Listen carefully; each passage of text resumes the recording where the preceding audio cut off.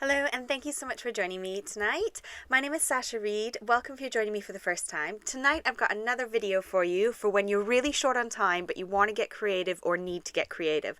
So tonight we're going to make a really fun card using up our scraps again. I'm going to start with a top folding note card. I've just cut this one, an A4 card, in half. I've got my strips jar. Now this is what I'm going to focus on, is this jar here.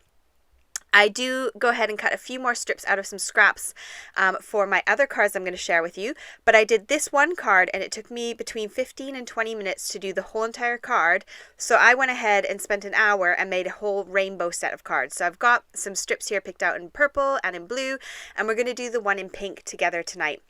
So there are some ways that you can make bunting. I'm going to show you 3 different ways. You might have one of these ways, you'll definitely have one. You've got a pair of scissors, I am sure. If not, goodness me, you need to go buy a pair of scissors. So the first way is the scissors. Cut straight down the middle of your strip of scrap cardstock or paper.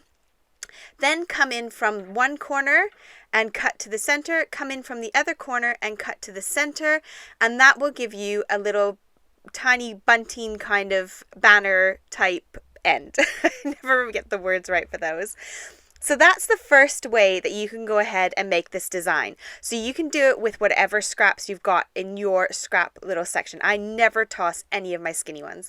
Your next option is if you've got a punch already, like a bunting kind of punch, banner type punch, you can go ahead and use that. That's my least preferred method because it is difficult to line it up in the center and get that little triangle right in the middle, because it's designed to cut 1 inch, 1.5, and 2-inch strips.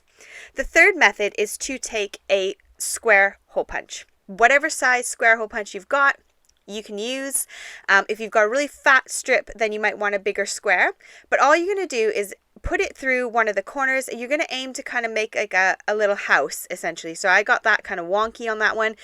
When you stick it in, if you kind of look at it like the roof of a house, and it looks like a nice roof of a house and it's nice and even, then you'll get a nice little bunting end.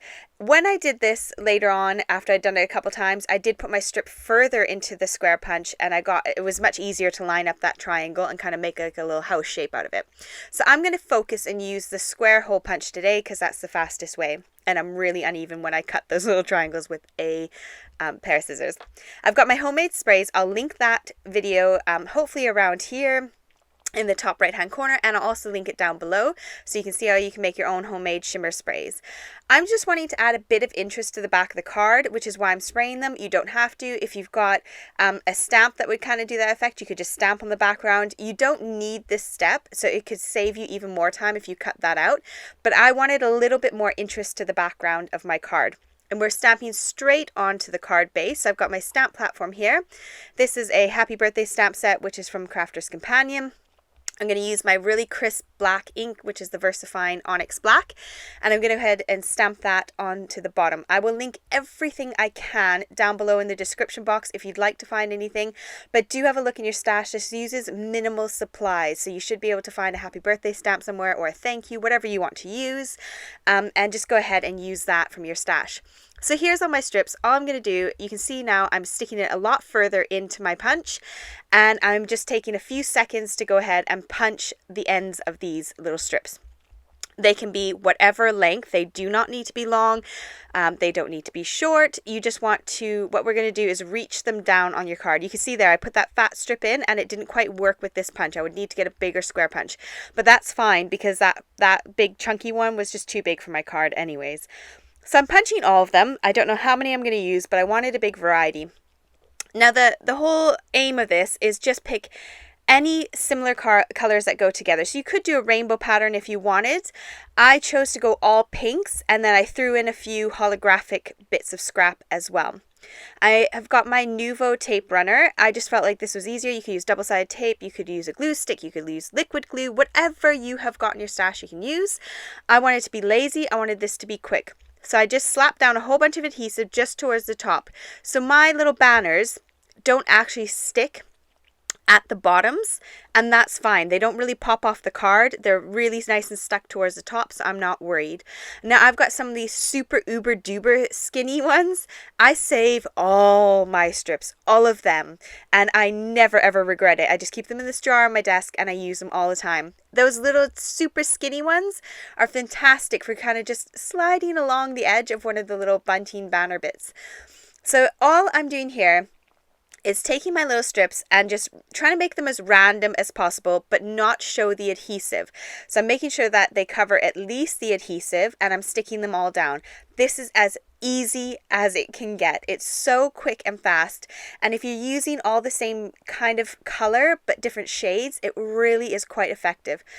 All you need to do then is flip it over, take a pair of long bladed scissors, these are the Tim Holtz ones, and just trim the excess off. You could leave it here, but I found this little strip and I thought, actually, I think this is going to look really cute and cool towards the top. So that little strip there, I'm just going to add some liquid glue to get it on. You could always put some double-sided tape on the back of a piece of shiny card and then slice it really thin, and then you could have self-adhesive little strips as well, which is what I've got in my jar. I've got a few of those that I've made up along with the random strips that are left over from projects. So if you have glue squirt out onto your shiny cardstock there, all you need to do is just take a microfiber cloth or a piece of fabric and you can just rub gently over the top and it kind of all comes off and you don't end up with that sticky residue. You've got to do it when it's wet though. So that is where your card could finish if you felt like it. I've got some Nuvo drops, some ones I've never used. I've got 3 different shades of pink. I usually try and put the Nuvo drop on the lid so I can see what it looks like nice and dry. And all I'm going to do is add a few drops of Nuvo around my sentiment, and that is going to finish my card. It took me maybe 15, maybe 20 minutes to do, used up my scraps, didn't cost me anything. I already had all this stuff hanging around my desk, used my favorite stamp sentiments, and that was it. So I went ahead and did them in all the colors. I did the rainbow colors. And I plan to give them away as a gift to someone to use for birthdays coming up this year. So I'm going to make up a little bundle for a friend who's been really helping me out with buying my house, and she can have all these cards to give away to whoever she feels like. So here you can see that's the card we made together. These are all dry now and finished. This took me just under an hour to do. I've got the yellow, I've got the green. On the green ones and the yellow ones, I use gold as my kind of accent color. And then there's these 2 blue ones. So the blue one on the left, I sprayed with my homemade spray. The one on the right, I used the leftover spray that we made a couple of days ago in my other video when we made the flower card. So I've got this spray left over and it's just pure ink and water. So if you remember, we used that spray to make those flowers on the top corner and bottom corner.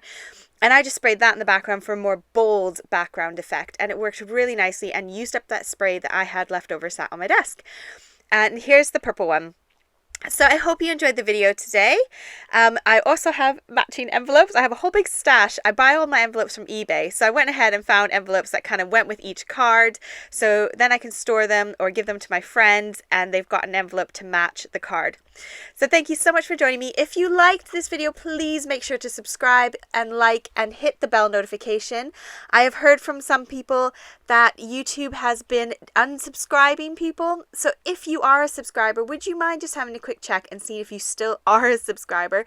This has become a big thing in the YouTube world. So I would really appreciate it if you had a little look and if you could subscribe again if you want to be a subscriber.